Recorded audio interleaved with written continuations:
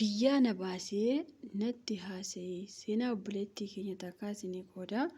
Akkam jirtu hordoftootaa fi kabajamtoota kiyyaa ani jira galata rabbii isinillee bakka jiraattanii. Seenaan obboleettii keenya akkana jedha. Ani guyyaa jalqaba biyyaa bahuuf jedhee waan addaatu na mudate. Gurbaan gara biyya Arabaatti na erguuf na qajeelchee daldalaadha. Haadha manaa qaba. Abbaa ijoollee sadiiti. Haa ta'u malee mana kiraayii kireessee bakka sanatti ijoollee walitti qabee gara biyya Arabaa erga ture. Anis waan hundumaa fixadhee gara biyyaa gale. Innis guyyaa viizaan naa dhufuu daawwalee viizaan keessi dhufee jira kootu hin bararta jechuu natti hime. Anis maatii kiyya nagaa itti aamee akkuma nama kamiiyyuu gara biyya Arabaa deema jedhee maatii kiyyatti aammadhee deeme. Innis viizaan naa dhufeef osoo hin taane bakka biraatti mana kireessee achi keessatti namoota 5 natti fidee namoonni natti dhufan suni hundi isaanii ija hidhatanii jiru. Yeroo jalqabaa isatu achi na geesse. Halkan as bultee ganama si geessa jedhee natti dubbate. Anis guyyaa sana maaf as na bushita? Maaltu kana ta'e? Maaliif bakka ijoollee durumaan nan bushine jedhee gaafadhusi inni garuu bakka si bushe bultamoo bakka ofii kee yaadde bulta jechuu natti dubbate. Anis waan godhu wallaalee guyyaa sana nama 5 ta'anii natti wal furaa bulani. Dhugaa dubbachuu fi waan ilmi namaa namarratti hin goones gochaa bulani. Afaan kiyya afaan bani jedhanii nattis fincaahaa turani. Dhugaa dubbachuu fi seenaa kiyya kana waan takka waan jedhee irraa haasa'uu baadhuti. Haga har'aa yoo yaadadhu qaama kiyya na suukanneessa. Haga torbee tokkos taruma taraa natti wal furaa dhufani. Guyyaatti nama 2 yookaas nama 3 yookaas nama 4 akkanumaan osoon keessumsiisaa jiru guyyaan 10 natti fudhate. Silkii hin qabu, waa takka hin qabu. Wayyaa jijjiiradhullee narraa fuudhee shaanxaa kiyya jechuudha. Achumarraan gaafa ani barbaade yookaas osoo hin taane gaafa ofiisaa barbaade uffata akkan jijjiiradhu natti hima.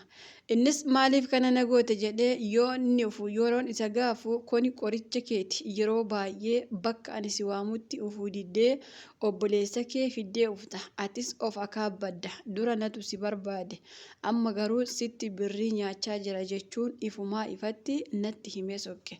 Maatiin kiyya guyyaa 10 kana gidduutti daawwalanii isa gaafatanis intalli keessan biyya Arabaa deemtee jirti jechuun maatii kiyya goyoomsaa ture. Guyyaa 10 kana jara akkana na gochaa jiran fuula isaaniis hin argu yookaas qaama isaaniis hin beeku. Fuulatti hidhatanii halkaniif guyyaa na dararuu fi waan ilma namaa irratti hin godhamne irratti gochuu bichaa beeka. Isaanis kallattii barbaadanii waan barbaadan yoo na gaafatanii wantichi waan lubbuu waan ta'eef osuma lubbuu kiyya na doorsisuu baataniyyuu dirqama kiyya eeshi jechuun nama 5 miti. Nama tokkoyyuu ofirraa deebisuu hin danda'u. Garuu dhugumatti 5 isaaniiyyuu dhaabbatanii na ilaalu. Tara taraas natti fayyadamu.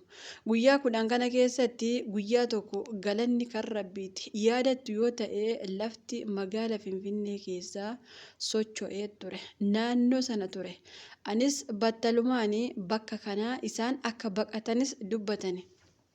Yeroo lafti sun socho'ee lafti halkan socho'us nutis inuma ageenya anis inuma dhagaha. Yeroo sana maal keessa akkan jiru yoon sinitti hime intalli kun seenaa dhugaa miti jechuu dandeessu. Kanaafuu ani rabbii kiyyatti himadhee jira. Garuu xiqquma xiqqoo irraa isinii qoodaa jira malee hunda isinitti himaa hin jiru. Guyyaa lafti socho'u sana halkan ani lubbuun kiyya na keessaa bahuu gahee waan ilmi namaa hin agarres na agarsiisanii achumatti lafti sochoonaan isaanis nagatanii badani. Anis galanni kan rabbiiti lafa socho'u sanatti namoonni baay'een gibbii keessa naanna'anii iyyu rifatanii jechuu kiyya. Ani garuu yaa rabbii lafa kana sochooste asumaan lafa kana lamatti baasii gadi na liqimsi jedhee ofirratti kadhachaa ture. Haa ta'u malee namoonni baay'een yaa rabbii lubbuu keenya baasi yaa rabbii akkas nu godhi jedhanii kadhatu. Kadhannaa namoota dhaga'uus ani garuu ka'ee barrii sana banadhee deemu himuu hin danda'u. Guyyaa 10 narra turani waan ta'eefi waan kana dubbachuun safuu ta'us waan dararaa kiyya isinitti himaa jira. Ilmi namaa fincaan nama obaasa gaafa jedhanii an dhugaa jedhee argees dhagahees hin beeku. Garuu dhugumatti wanti kun narra gahe. Guyyaa sana achuma keessa bulee lafti sunis naannoo daqiiqaa 30 raafamee ture. Haa ta'u malee raafama lafa sanaa ani baay'een gammada. Sababiin isaa fayyaatti du'ee waan jiruuf lafti sun osoo citee na liqimsee baay'een itti gammada ture. Lafti achii socho'e sun eekkamsuma namoonni hojjetaniif lafti sun socho'e natti fakkaata. Beekuu baadhus. Namichi ofii daldala jedhee waan kana narratti raawwate guyyaa guyyaatti qarshii guddaa akka nyaatu jarris natti himani. Nuti qarshii keenyaan as keessa si fidanne malee tola sitti hin fakkaatiin jechuun na doorsisu. Gaafa tolan nyaata xiqqoo, gaafa didan dhiisuu, yoo barbaadan firfaarii naa kennuu, yoo barbaadan bishaan na dhorkachuu waanan ta'aa ture kana sana jedhee isinitti himuu hin danda'u. Anis galanni kan rabbiiti ganama lubbuu yoo rabbi baase malee hin baatu lafti socho'uunis daqiiquma 30 booddee dhaabbate waan ta'eef isaan rifatanii lubbuu isaanii fudhatanii badanis anis du'aan kiyya achumaa foqoqee bahee karaarra taa'ee boohuu jalqabe. Dubartiin takka ijoollee 2 baattee natti dhufte. Eessa deemta naan jettus anis sobee akkuma isa reefu biyya biraatii ufuu nama akkasiitu osoo waliin deemaa jiru asitti nagatee darbe jedheen. Isheenis kottu mana kiyya taa'i haga maatii kee argattutti jechuun na fuute galte. Dhugaa dubbachuu fi haadha abbaa obboleessa obboleettii namaaf caalti. Anis ishee waliin galee haga baatii 4 yookaas ji'a 4 mana ishee taa'e. Isheenis hojii ani xiqqoo hojjedhu irraa maallaqa xiqquma ka jedhame naaf laatti. Dhugaa dubbachuuf uffata naaf bitti, dibata adda addaa naaf bitti, qaamni kiyyallee baay'ee waan miidhameeroo fi anis isheetti himadhee mana yaalaa. Isheenis erga mana yaalaa nageessitee booda anis dhibee kiyya hundaarraa bilisa ta'ee nama wayii biyya Arabaatii waan qabduu fi namni sunillee gara biyya Arabaa uftee hojjechuu yoo barbaadde bakki na bira jira jechuu na gaafatte. Anis argadheen hiree dura kanumaaf qajeele jedhee seenaa kiyyallee gadi fageenyaan itti waan himee fi isaanis naaf gaddanii paaspoortii fi waan hundumaa ji'a 2 toon guutiin mucayyoon sunis ofitti na fudhatte. Anis gara biyya sanaa deemee galata rabbii maatii kiyyaaf daawwalee na dhukkube malee homaatti akka rakkoollee hin qabu jechuun maatii kiyyatti hime. Maatiin kiyyas waan akka akkanarraa hin barbaanne fayyaa kiyya bichaatti akka gammadanii natti dubbatani. Anis maallaqa mucayyoo machina fuute sanarraa kan ji'a 2 isheenis maatiin kee haa gammadanii ergii fi booda naaf laata jechuun naaf laatte. Anis battalumaa maatii kiyyaaf ergee maatii kiyya gammachiisee hojii kiyya hojjetachuu eegale. Dubartii gara biyya Arabaa na ergite sanaa fi lubbuu kiyya na baraarte sanaa qarshii waggaa 1 fi ji'a 5 yookaas baatii 5 ka ta'u isheef ergaa ture. Xiqqoo maatii kiyyaaf erga malee ishumaaf erga. Sababiin isaa amma kana karaarra na fuutee du'a kan na oolche asiin na gahe ishee waan ta'eef haadha kiyya caalaa ishee jaaladha. Dhugaa dubbachuu fi osoo duuti dhufee ishee moo haadha kee filatta jedhe akka ammaatti ishuma filadha ture. Sababiin isaa waan guddaa naaf goote waan an dubbachuu hin dandeenye miidhaa kiyyarraallee rabbii gaditti isheetu na fayyisee ture. Anis ergi isheef kana godhee booda anis qarshiin na barbaachisa jedhee xiqqoo dalagachuu eegale. Guyyaa tokko akka tasaa ta'ee karaa feesbuukii namni wayii akkam jirta haayi jechuun na gaafate. Anis nagaa kooti jedheen innis biyya isaa fi maalummaa isaa natti hime. Anis biyya kiyyaa fi maalummaa kiyya itti hime.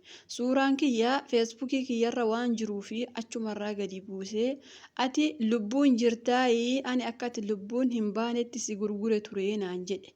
Namichi suuraa dhabus anis battalumaan isa baree ati eenyu jedheen. Innis ani abaluu nama kana si gochaa ture dagattee ana gooftaa keeti jechuun natti dubbate. Anis baay'ee aaree battalumaan bilookkii isa godhe.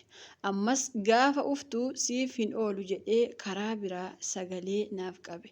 Yoo karaa tokko bilookkii godhu karaa tokko naaf dhufa. waan godhu dhabeen waggaa tokko osuma cinqamuu dubartiin gara biyya arabaatti na ergite suni ati umriin kee deemee jira gara biyyaatti galii gaa'ila uummadhu jechuun na gaafatte. Anis xiqqoo dalagadha amma maallaqa hin qabu waan ta'eef jedhee kan isheen jette irratti waggaa hedduu taa'ee maallaqas qabadhee dhugaa dubbachuu fi ani akkaawuntii hin qabu ture. Qarshii kiyya irra caalaa isheefis ergee maatii kiyyaafis ergee garuu kan na barbaachisu harkuma kiyyatti qabadhe. Isheenis kootu biyya ilaalii deemii maatii kee dubbisidhaan jettee haadha caalaa waan na cinqitee fi guyyaa tokko akkuma tasaa maadaamii kiyya namatu dhukkubsate eeyyama naaf laattaa jennaan rakkoo tokko hin qabu jechuun natti dubbatte. Anis eeyyama ji'a tokko fudhee kallattii'umaan gara Itoophiyaatti gale. Kallattii'umaan namittiinis abaaboo jettee waan adda addaa jettee uftee na simatte. Isheenis mana isheetti akkuma sargiitti waan ajaa'ibaa qopheessitee na eegdee turte. Maatiin kiyyas manuma isheetti dhufanii guyyaa'uma sana wal barane. Maal akkan ta'ee fi icciitii kiyya maal keessa akkan ture namni beeku ishee bichaadha. Eessatti wal barattanii jedhanii ishee gaafatanis isheen sobdee biyya arabaa ture achitti wal barre jette. Ishee biras torbee tokko taa'ee maatiin kiyyas guyyaa shan bulanii waraqaan gara maatii kiyyaatti akka ergamu obboleessi ishees akka na fuudhu isheenis dubbatte. Anis lakki wanti kun abadaan hin barbaachisu jedhee isheetti hime. Isheenis duunee banna malee ati nun dabartu jechuun waan ajaa'ibaan sapiraayizii si godhanaan jettee natti dubbatte. Anis sapiraayizimmaan kun maali jedhee gaafa taa'u yoo ati waan kana naa xumurte anis sapiraayizii kiyyaa sitti hima jechuun natti dubbatte. Anis nama sana akka ishee waamtu taasisee mana isheetti waamtee maalummaa isaa wal barree maatii kiyyatti waraqaa ergatanii qarshii anitti ergaa ture mana ajaa'ib nama jechisiisuu fi waan seera isaa eeggate hundaa gootee na eegdeetti. Qarshii kiyya takkallee osoo hin balleessin mana ittiin anaaf ijaartee jechuudha. Amma egaa lafa moo samiin na liqimsare durayyuu hin jaaladhaa amma akka ta'u wallaale. Isheenis sargii ajaa'ibaa gootee gurbaa sanatti akkan heerumus na taasifte. Gurbaan sunis maal ta'ee akka miidhamaa turee fi akkaataa kamiin dursa biyya arabaatti qajeelee maaltu akkana mudate isheen tokko lama jettee itti himtee jirti. Innis ergina fuudhee booda guyyaa tokko taaksii yaabbannee osoo deemaa jirru namichi kanarratti raawwate taaksii keessatti bakkuma tokko teenye. Innis baay'ee rifatee ofirra mil'ate. Isa ilaalee ana ilaale. Ammas isa ilaalee ana ilaale. Innis deebisee namicha kana faana hariiroo qabdu moo innoo ija isaa sirraa fudhachuu didee jechuun na gaafate. Innis anis deebisee namichi kun daldalaa ture. Biyya arabaa si keessa jedhee nama natti bitee namni kana na gochisiisaa ture isa kanaa jechuun itti dubbadhe. Innis tole jedhee durumaaniyyuu fuuldura baajaajii waan taa'uu fi gurbaan suni yeroo baay'ee fuuldura baajaajii namicha oofu bira waan taa'uu fi innis achumatti rifatee battaluma sana mataa isaa gadi qabatee ol qabachuus dide. Lammata akka ol deebi'ee hin ilaalles ija isaa kootii ofitti xaxuu yaale. Innis namichi isa kana argachuu fi abbaa taaksiitiin bakka sana nageessi jedhe sobee. Bakki suni bakka fagoo ture. Inni kun immoo deebisee asitti na buusi jechuun qo'ii achi bunnee si buufna jechuun isa kanas achuma deemanii gara fagoo osoo hin taane xiqquma magaala keessaa achi baasee qarshii guddaa isa abbaa taaksiifis kennee gurbaa kana battalumaan akka ajjeesu innis itti dubbate. Dhugaa dubbachuu fi namichi taaksii oofu sunis battalumaan bakka hin taane geessee lubbuu isaa balleesse. Haa ta'u malee anis baay'ee takka rifadhee ture yeroo sanaa jechuu kiyya. Namni lubbuu nama kanaatti gaafatamu haga har'aatti illee ana jedhee yaada. Anis abbaa warraa kiyyaan maaliif akkana gochisiistee jennaan innis sitti taphachaa tureemi akka ati duutuuf dhiira hamma kana sitti bituun isaa maaliifi jechuun deebii naaf deebise. Anis lakki waan kanarra akka ati geessituuf osoo hin taane rakkoo guddaa keessa nu gashite jedhee anis baay'ee abbaa manaa kootti aare. Abbaan manaa koos ergi jaalattee maaliif akkas taataree maaliif miidhamee akkas ta'e jettee adaadaa kiyyatti himachaa turtere jechuun battalumaan aaree guyyaa sana bakkuma teenyuun na dhiisee deeme. Anis baay'ee takka aaree maaliif akkas naan jetta jedheen manuma dubartittii duraan deeme sanaa dhaqeen waan akkasitti daldaalaa sana isatu akkana godhe jedheen anis itti hime. Isheenis maarree anuu osoo argee nan ajjeesa baalagee akka kanaa nama gurgurattee namatti haasoftu jechuun baay'ee tokko aarte. Anis waan godhu wallaalee uummanni gara laafina namaa hin qabu jechuun baay'ee takka aare. Isheenis ati shalleedha moo maaliif nama akkana godhu kuni ijoollee baay'ee gurgurachaa waan tureef baga akkana goone jechuun natti dubbatte. Anis waan godhu wallaalee gara laafummaa waan hin qabuu fi baay'ee takkallee taa'ee boohe. Haa ta'u malee guyyaa tokko obboleessi isaa karaatti natti dhufee obboleessi kiyyaa bakka inni bu'ee dhabne inni daldalaa keetii waan ta'eef ati baasuu qabda jechuun mormarra na dhaabbate. Anis lakkii obboleessa kee argeeyyuu hin beeku jedheen isa gaafadhe. Innis yoo obboleessa kiyya fiduu baattee situ addunyaa kanarraa dhabamata jechuun na doorsise. Gurbaan dura na fuudhes battalumaan ati kashalabbeedha yookaas duuriyyeedha. Kanaafuu akkana si gochaa turan jechuun battalumaan osoo oolee hin buliin nikaa narraa buuse. Dubartiin duraan na jaallattus akkamittiin mucaa keenya akkana jetta. Kuni gurbaan baalagee waan ta'eef baga ishee ajjeefne jechuun baay'ee tokko aartee bayi mana keenyaa jettee morma kiyya qabdee ganne darbite. Anis qarshii xiqqoo waan ofirraa qabuu fi gara biyya Arabaatti deebi'uun murteesse. Ergisiis isheenis ofirraa waan na ariiteef maatii kiyya deemee nagaa gaafadhee maatii kiyyas dubbisee nagaa itti aammadhee jireenya kiyyas kanaaf diige jechuun maatii kiyyatti himee gara biyya Arabaatti deebi'e. Ammallee biyyuma kana keessa taa'ee hojjetachaa jira. Badii kiyyaa amman ofirratti bare. Gurbaa dhiira natti waamee qarshiin na gurguratee akka afaaniin na ficcaan natti haasofsiisaa ture. Ani garuu maaliif ajjeesta jechuun abbaa warraa koo akka wayii na jaalatuu fi na kabaju irratti ka'uun inni immoo maaliif akkana jetta jechuun jireenya kiyya sababa namaatti diiguu kiyyatti amma reefu natti dhagahama. Inni amma fuudhee abbaa ijoollee lamaa ta'ee jira. Bakka ani jiruyyuu hin beeku. Ani garuu yeroo hunda feesbuukii isaa, iimoo isaa, telegiraamii isaa hundaa jala bu'ee ilaalaa oola. Garuu waan na fayyadu tokkollee hin qabu. Ammas gara biyyaan gala yoon jedhu maatiin kiyya ati hin taatu jarri akkas jedhanii nutti himani. Maaliif jireenya kee diigde situ badii qaba situ kana situ sana naan jechuun baay'ee takka na daru. Umriin kiyyallee baay'ee deemee jira. Biyya galee gaa'ila godhachuu fi ergi gurbaa kanaati jireenyi takka naa bahee ofii kiyya diigee waan godhu wallaalee halkanii guyyaa quba nyaadha.